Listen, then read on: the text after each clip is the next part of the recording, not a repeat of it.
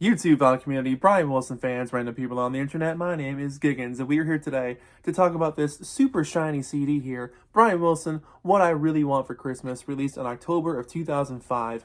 And I remember when this album came out because I saw Brian on the Smile Tour that summer, and they played Little Saint Nick because they were in the middle of recording the record at that time. So it was really cool to get like a sneak preview of what was going to come up with this album. And it's a great album. I personally would say it's a little long, but really, it's a lot of fun to listen to. Um, how do you top one of the most perfect Christmas records of all time with the Beach Boys' Christmas album from 1964?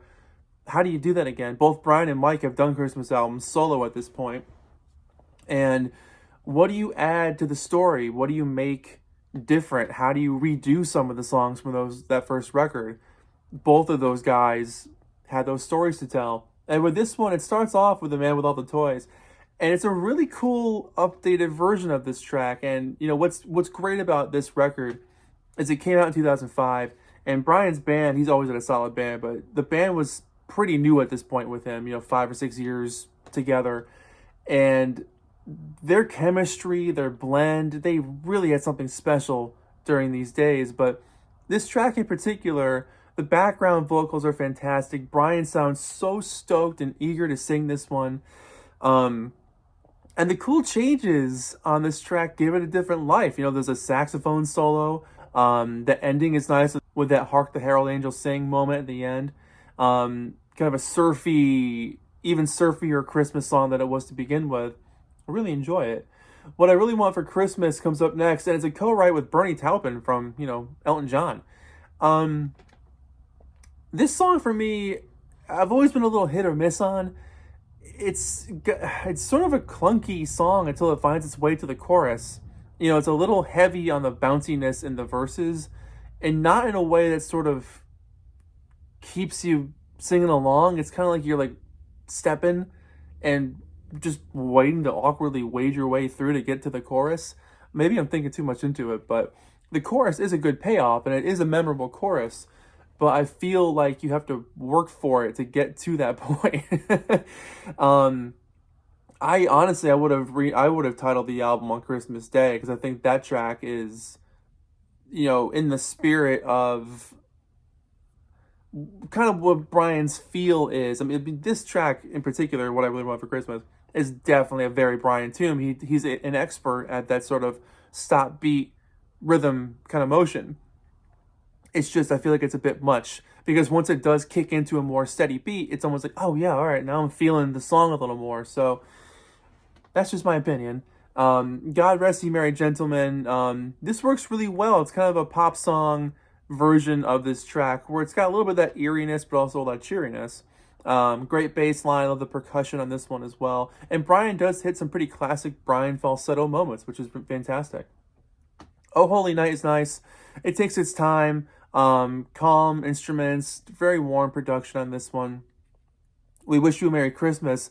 This song is pretty cool because not only do you have bass harmonica, which if you're a Pet Sounds fan, you love that bass harmonica.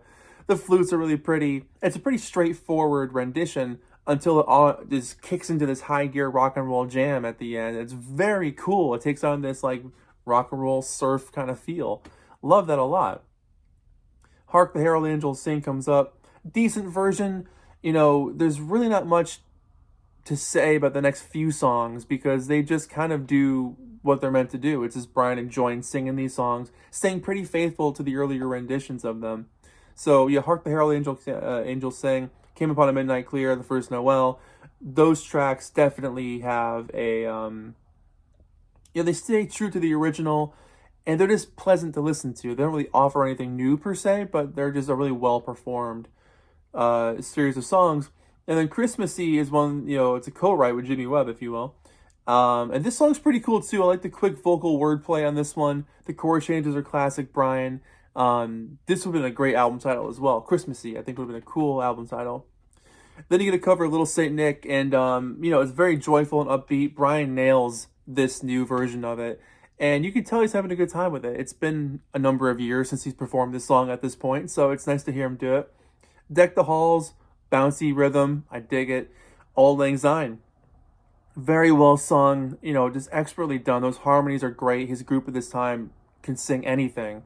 And the key change that happens is expertly performed. Technically, that's the end of the actual record. The bonus tracks on here, On Christmas Day and Silent Night, both come from the early 2000s on Brian's website. And Joy to the World is actually from a 1997 fairly obscure Christmas compilation. And On Christmas Day is easily my favorite Christmas song on this album. It's got that Be My Baby drum beat to introduce it, but it's a great melody, very 60s ish, classic Brian feel. And, the lyrics are honest and from the heart. Nothing about this is trying to be something that it's not. It's not trying to be like this, I don't know. It's not trying to be become a classic or something. It's just a really heartfelt Christmas song.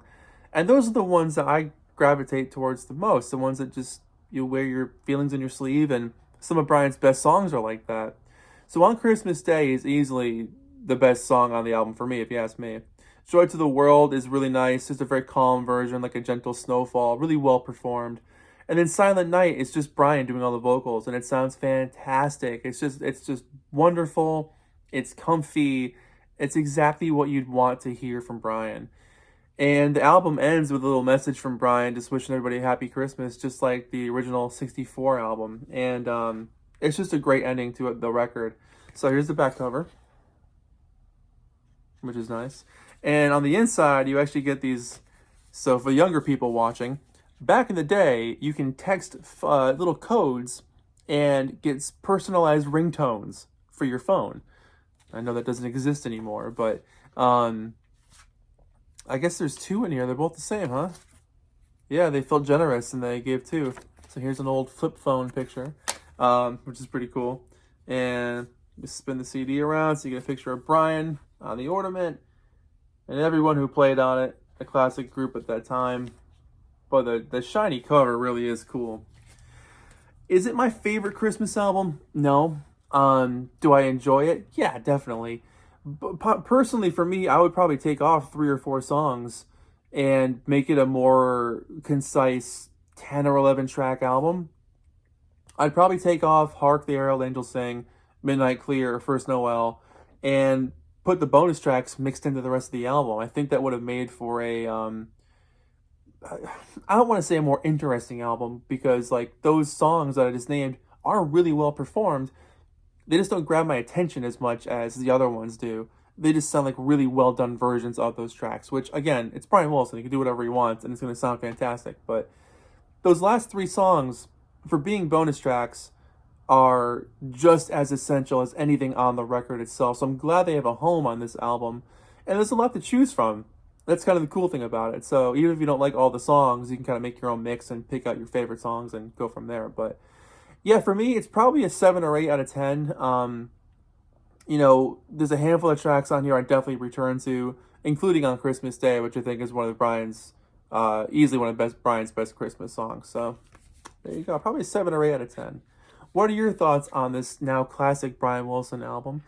Let me know in the comments below. My name is Giggens. This has been Brian Wilson. What I really want for Christmas, and what I really want for Christmas is a Beach Boys reunion.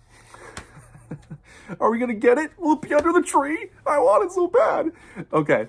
Thanks for watching. I'll see you guys in the next video. Take care of yourselves. Happy holidays. And, well, if you're watching this in, like, June of 2026 or something, enjoy this Christmassy review while it's sunny outside. So, there you go. Thanks for watching. See you next time.